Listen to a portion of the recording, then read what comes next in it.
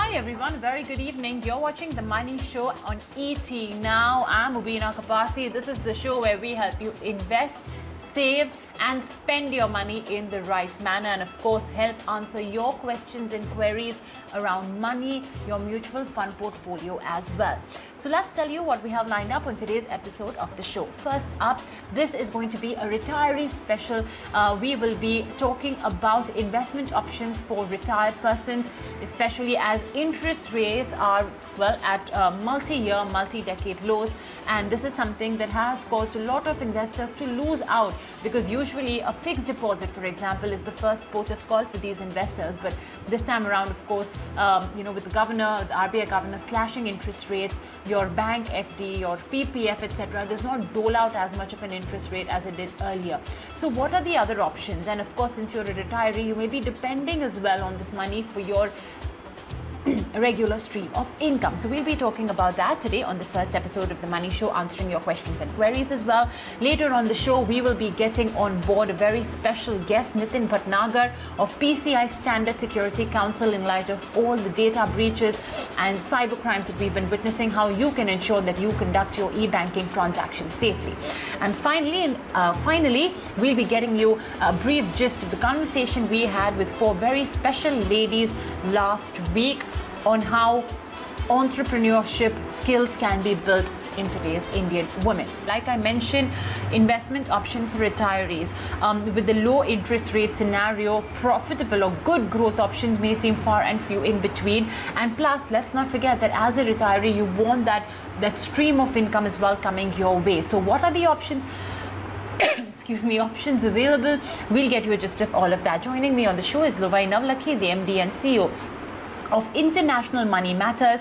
Mr. Navlakhi, thank you so much for joining us today on ET Now. So to start with, Mr. Navlakhi, let's understand the profile of a retiree. This is an individual who, of course, does not have, a 9-to-5 job or a business essentially from where he or she can earn their profits or, get their monthly, expenses catered to. So what is the profile, Mr. Navlakhi, of a retiree? How do they sort of cater to their expenses? For all the viewers watching who are not yet retired, what should they sort of brace themselves for from a financial perspective?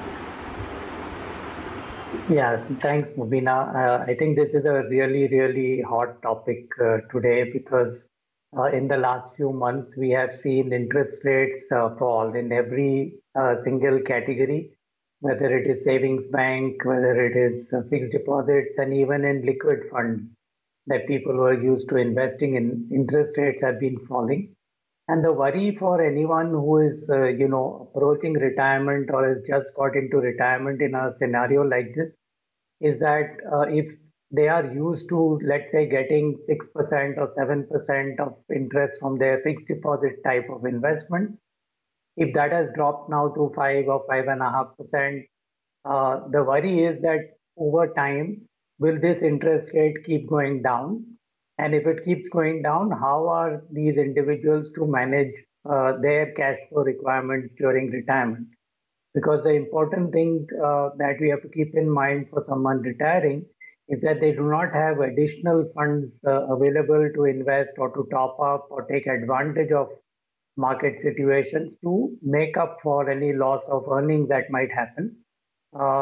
And therefore, especially for those who just sort of get into retirement around times like this, there is a very high level of anxiety, because if you sort of extrapolate the trends that have happened in the last 1 year, then you worry, okay, in the next 20, 30 years of your retired life, how is this going to get managed if interest rates really were to fall? So I think the way to look at this for retired people or people getting into retirement is that remember that retirement period that you need to take care of or cater to is going to be relatively long. Life expectancy is certainly moved up, and with nuclear families, you really need to fend for yourself in your retirement and fend for yourself over longer periods of time. So it's important not to treat the entire corpus that you have as one sort of bundle, but break it down into smaller pieces which are easily sort of manageable. First and foremost, take care of the first 1 or 2 years requirement and keep that in very, very safe sort of investment options. So you could just leave it in your bank, put it in a 1 year fixed deposit, or leave it in liquid or arbitrage mutual funds. Now, remember that in this category, it is not so very important to get a high rate of return. The most important requirement in this category is to have liquidity.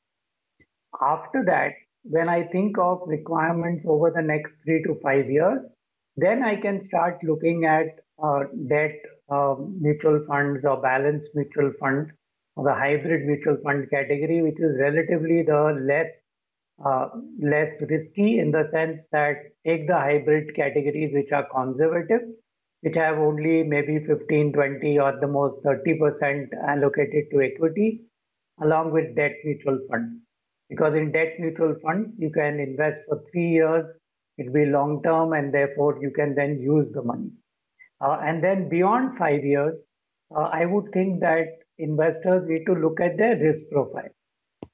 Beyond 5 years, look at, if you are comfortable in terms of taking risk to the extent of one-third of your portfolio, then the balance portion, after you've taken out the 1 to 2 year requirements and the 3 to 5 year requirements, allocated based on that. So one-third of the balance can then go and be invested with your risk profile in mind, and therefore have an element of equity there. I think that's the first thing that the investor needs to do. And I know that there are people who will say, I'm also getting a pension plan or I'm getting rental income, it's already taken care of. We'll worry about all that later. First, break this up so that your liquidity and your short term requirements are very safe.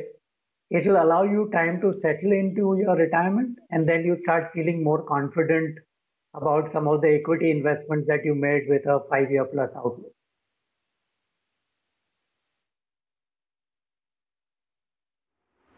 Okay, so yes, the retirement period is definitely going to be long. Life expectancy has increased, and as we always say, a child is not your retirement plan. So you've got to be sort of you have to understand that financially you'll have to be independent when you retire.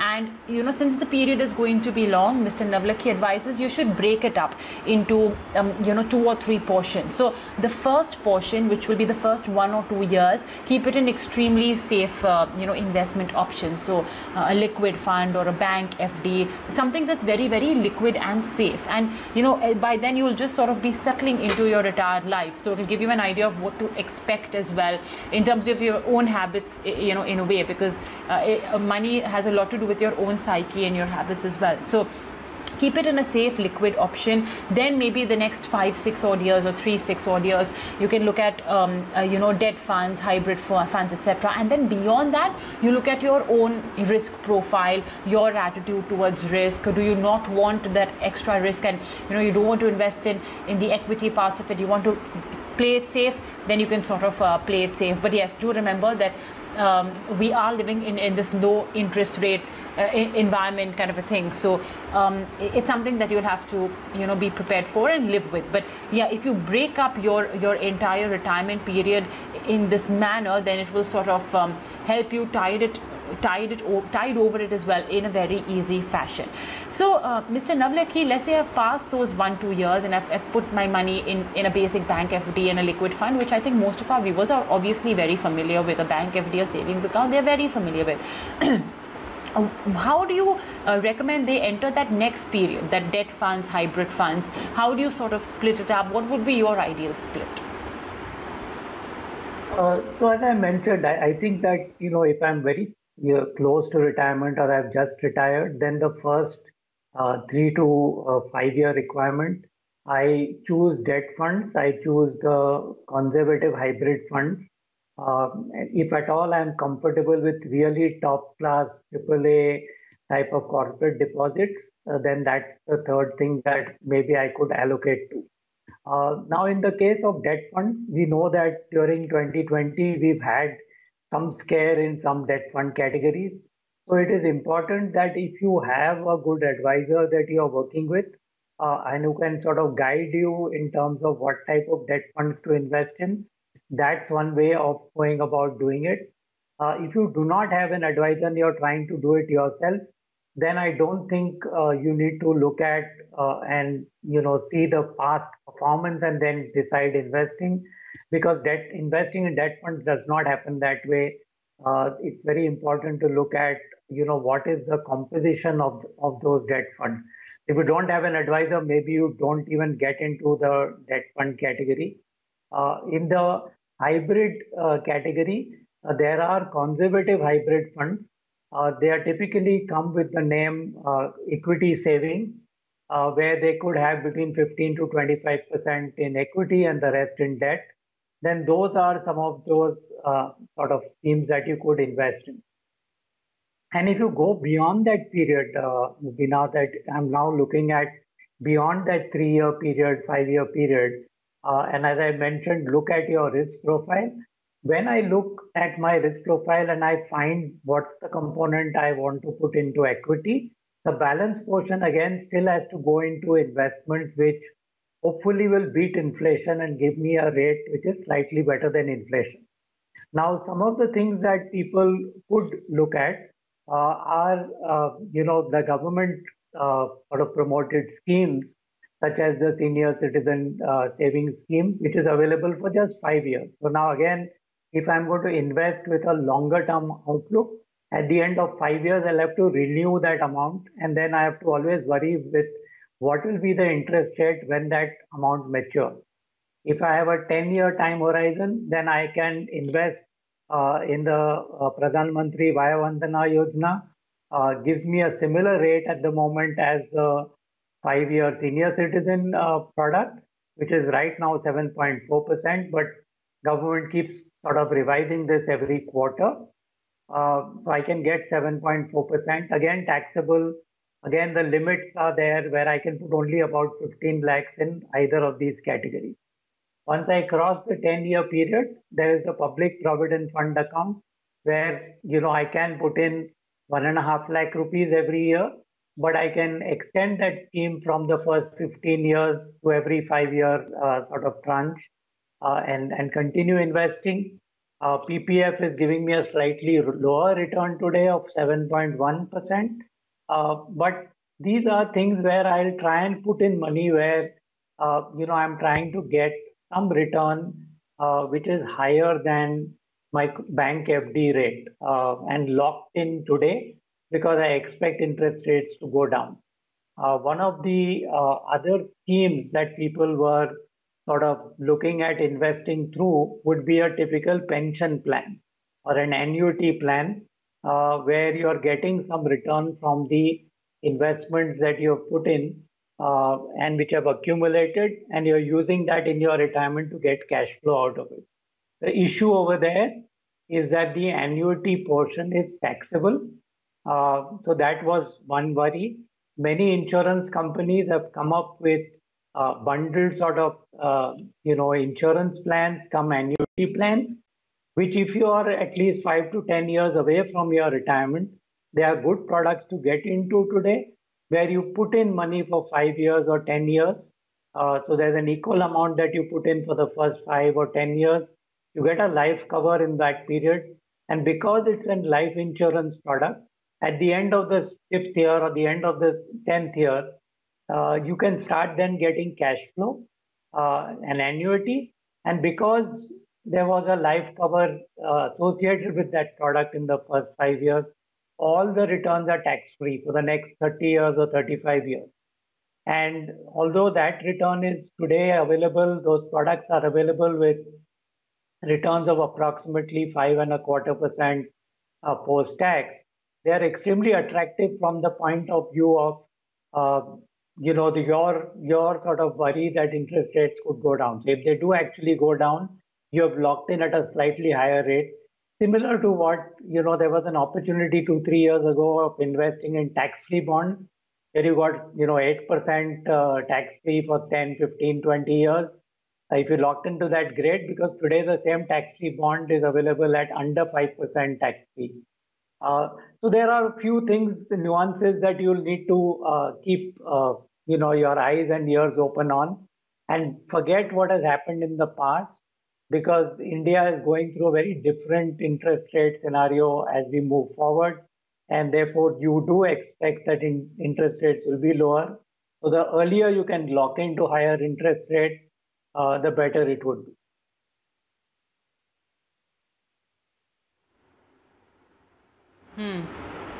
All right. Okay.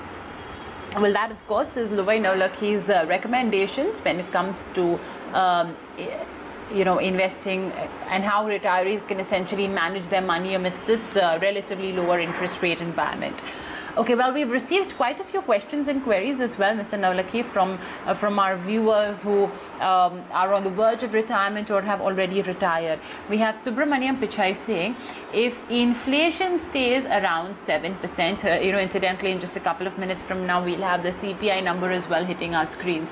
Anyway, as inflation stays around 7%, how should one go about how the one who is going to retire in 1 or 2 years allocate a corpus, say of 1 crore rupees, among debt for regular monthly income of 25,000 rupees and the rest of the money in which mutual funds, so that they can return through an SWP after 10 years, so that one can get regular income for another 30 years.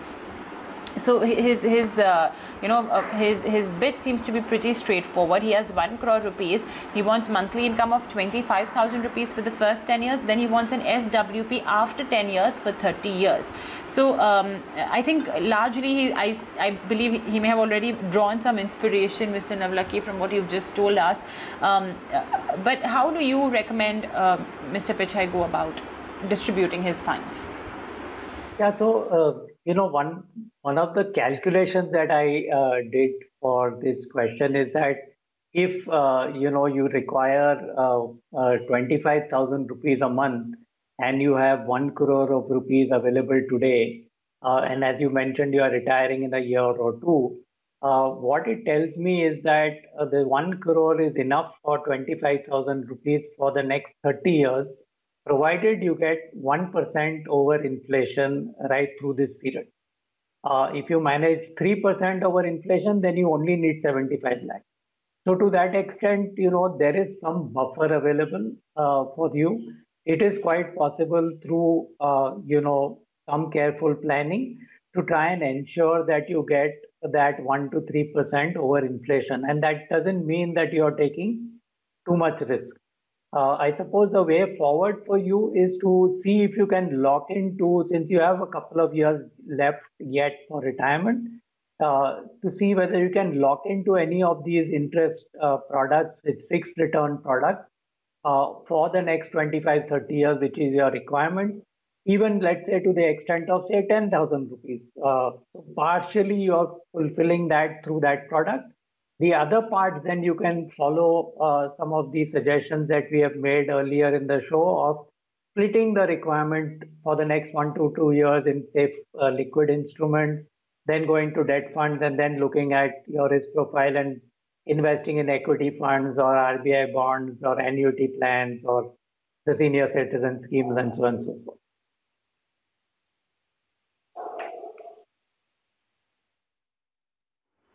Great.